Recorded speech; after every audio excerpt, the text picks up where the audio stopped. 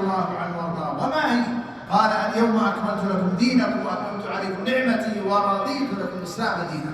فالدين هذا كامل، ما نستطيع نعمل عباده معينه الا عندنا دليل من القران والسنه. ये कह रहे हैं कि नबी करीम सल्लल्लाहु अलैहि वसल्लम का ईद मिलाद नबी सहाबा किराम ने नहीं मनाया और ना मतलब खुलाफा राशिदीन ने मनाया। तो ये हमारे लिए ये क्या है? बिदअत है, बिदअत है। और नबी करीम सल्लल्लाहु अलैहि वसल्लम पर एक आयत उतरी है जिसके बारे में यहूद ने कहा कि तुम्हारे ऊपर एक आयत उतरी है, अगर हमारे यहाँ उतरी होती वो आयत तो हम उस दिन को ईद का दिन मना लेते। और वो आयत क्या है? अल-यौम अकमलतु लकुम दीनकुम व अतममतु अलैकुम निअमती व रदीतु लकुम इस्लाम दीना। कि आज अल्लाह ताला फरमाता है कि आज मैंने तुम्हारे लिए तुम्हारे दीन को पूरा कर दिया और तुम पर अपनी नेमत मैंने मुकम्मल कर दी और दीन इस्लाम को और इस्लाम को बतौर दीन मैंने पसंद कर दिया। ये कौन फरमाता है? अल्लाह ताला। तो अल्लाह ताला ने जब दीन को मुकम्मल कर दिया नबी सल्लल्लाहु अलैहि वसल्लम पर, उसके बाद अगर कोई ऐसी बिदअत करता है, ऐसी बिदअत का इजाफा करता है, तो इसका मतलब ये कि नबी करीम सल्लल्लाहु अलैहि वसल्लम को दीन को क्या नाकिस करके पेश किया और हम उसकी तकमील कर रहे हैं, है ना? इसका मतलब है कि हम नबी सल्लल्लाहु अलैहि वसल्लम पर खियानत का इल्जाम लगा रहे हैं कि नबी सल्लल्लाहु अलैहि वसल्लम को दीन को मुकम्मल नहीं पहुंचा, जिसकी वजह से हम दीन को क्या कर रहे हैं? दीन की इन कामों से हम तकमील कर रहे हैं। इसका मतलब ये है कि हम नबी सल्लल्लाहु अलैहि वसल्लम को खियानत का इल्जाम लगा रहे हैं। बस समझ में आई? ورأيت بعض الناس في بيت الله الحرام يأتي إلى مقام إبراهيم فيتمسك بمقام إبراهيم، يقول هذا بركة بركة، ويسحب له خيط من أستار الكعبة ويضعه في قارورة ماء زمزم يقول هذا بركة. هذا حديد وهذا خيط لا ينفع ولا يضر. عمر بن الخطاب رضي الله عنه وارضاه يقبل الحجر الاسود يقول والله اني لاعلم انك حجر لا تنفع ولا تضر، ولولا اني رايت النبي عليه الصلاه والسلام يقبلك ما قبلتك.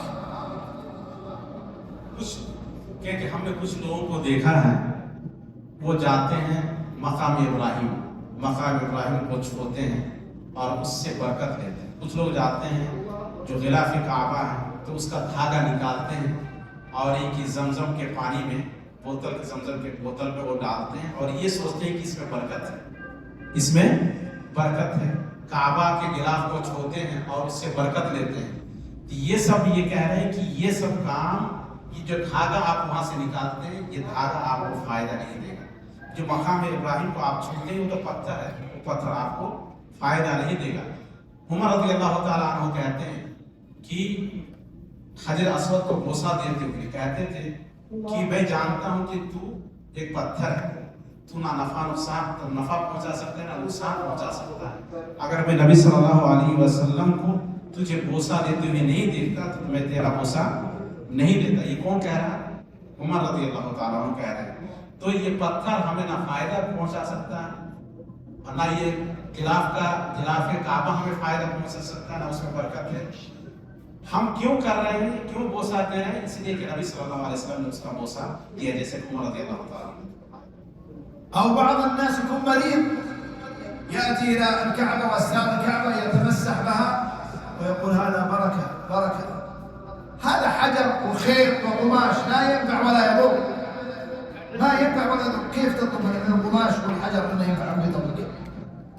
कुछ लोग बीमार होते हैं, वो आते हैं खाना काबा और ये कि गिलाफ काबा को छूते हैं, उससे मतलब मस करते हैं और ये कि बरकत हासिल करते हैं।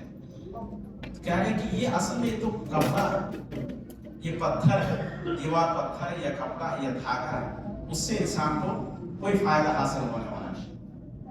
النوع الثالث في زيارة المقابر الشركية. अब ये आखिर में आ रहे हैं कि जियारत की तीसरी किस्म है शिरकी या जियारत। بعضهم يأتي إلى صاحب القبر فيطوف لصاحب القبر أو يذبح لصاحب القبر، والنبي عليه الصلاة والسلام يقول لعن الله من ذبح لغير الله، قل إن صلاتي ونسكي ومحياي ومماتي لله رب العالمين لا شريك له. अब ये कि शिरकी या शिरकी ज़ियारत क्या है? ऐसी ज़ियारत, कब्रों की ज़ियारत या कब्रिस्तान की वो ज़ियारत जो शिर्क है। उसकी मिसाल ये है कि कोई बंदा कब्र के पास आए और कब्र वाले कब्र का तवाफ करे, कब्र का तवाफ करे, या कब्र वाले के लिए कोई जानवर ज़बह करे, कब्र वाले के लिए उसकी रज़ाजोई के लिए, खुशनुदी के लिए क्या करे, कोई जानवर ज़बह करे। समझ लीजिए, चढ़ावा चढ़ाना ये सब उसी में आता, ज़बह करना। और नबी करीम सल्लल्लाहु अलैहि वसल्लम ने फरमाया कि उसके लिए लानत भेजी जो बंदा गैरुल्लाह के लिए, अल्लाह के सिवा किसी और के लिए ज़बह करे। और अल्लाह ताला ने फरमाया कि इन्ना सलाती व नुसुकी व महयाया व ममाती लिल्लाहि रब्बिल आलमीन ला शरीका लहू।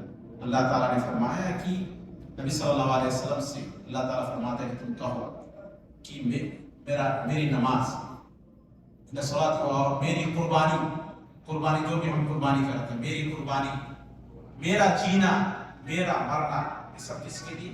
अल्लाह के लिए, जिसका कोई शरीक नहीं। بعضهم كما ذكرت لكم يطوف حوله أو يذبح له أو يستغيث به، والله جل وعلا يقول إنه من يشرك بالله فقد حرم الله عليه الجنة ومأواه النار وما للظالمين من أنصار। इसी तरह से कुछ लोग आते हैं, कब्र के पास आते हैं, उससे मांगते हैं, उसका तवाफ करते हैं, उसके लिए नज़र नियाज चढ़ाते हैं। ये सब असल में शिर्क है, ये शिर्क है। और अल्लाह ताला ने फरमाया कि जो भी अल्लाह के साथ शिर्क करे, अल्लाह के साथ शरीक ठहराए, अल्लाह ताला उस पर जन्नत हराम करा देता है और क़यामत के दिन रुसवा होगा और उसका कोई मददगार नहीं होगा। اسمع لهذه الآية، آية عجيبة، قال جل وعلا إن تدعوهم ولي ولا جني ولا نبي ولا صالح ولا صحابي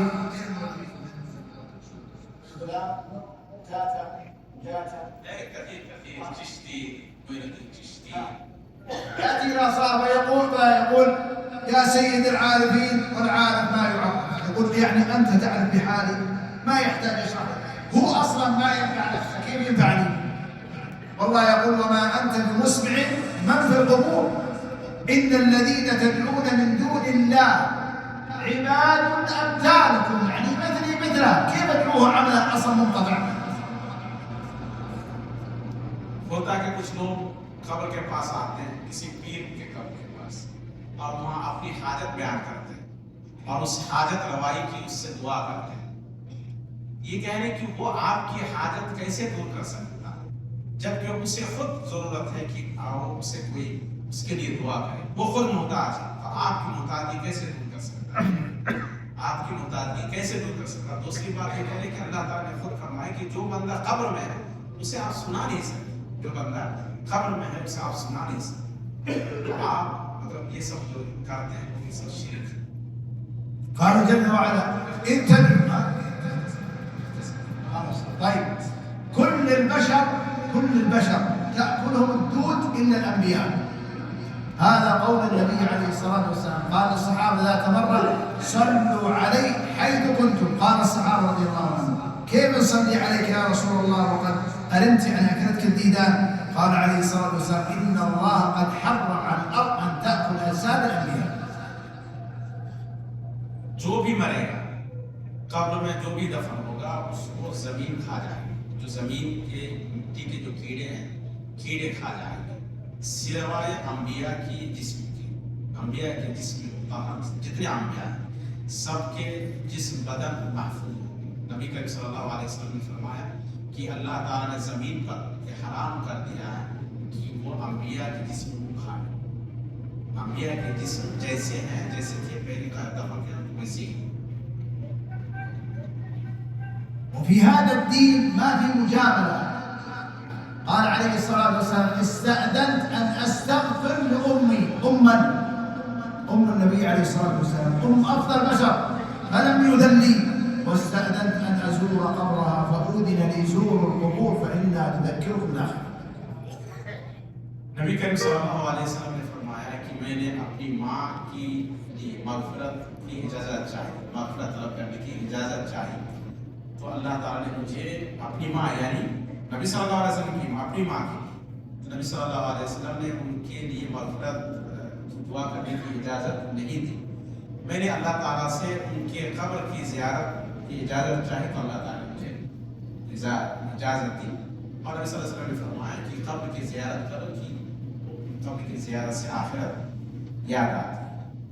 لذلك لا تدعو إلا الله، لا تستغيث إلا بالله، لا تذبح إلا لله، لا تنذر إلا لله. ليه؟